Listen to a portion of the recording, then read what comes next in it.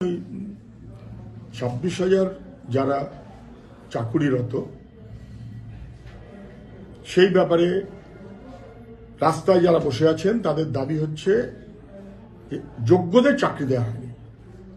কোর্টে আলোচনা হয়েছে একবার একাধিকবার এবং বাক কমিটি থেকে শুরু করে সবাই এই কথাটা স্পষ্ট বলছেন যে বহু বেআইনি নিয়োগ হয়েছে, টাকার বিনিময়ে নিয়োগ হয়েছে।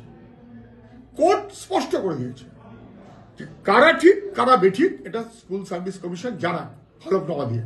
এই নিয়ে চারবার স্কুল সার্ভিস কমিশন এবং রাজ্য সরকার হলফনামা দেবার কথা দিল না কেন?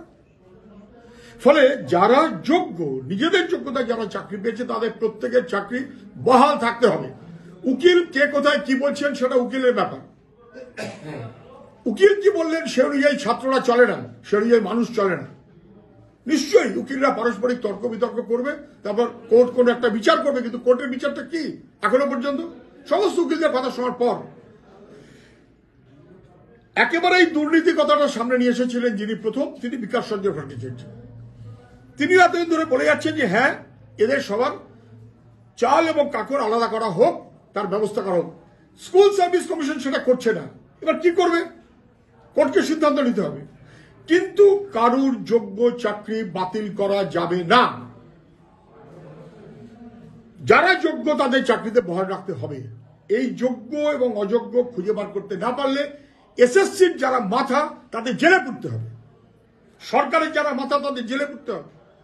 পরীক্ষা দিয়ে লেখাপড়া করে পাশ করে নিজের যোগ্যতায় যারা চাকরি পেয়েছে টাকা দিয়ে দুর্নীতির চাকরি হিসেবে তাদেরকে গণ্য করা যাবে না। উকিল তাদের নানান রকম যুক্তিতর্ক থাকতে পারে, কখন কে সেই কারণে কি বলবেন তার যুক্তি তারা বলবেন, কিন্তু সমগ্র 20-50 জন উকিল মিলে বলার পর তো কোর্ট ডিসিশন নেবে।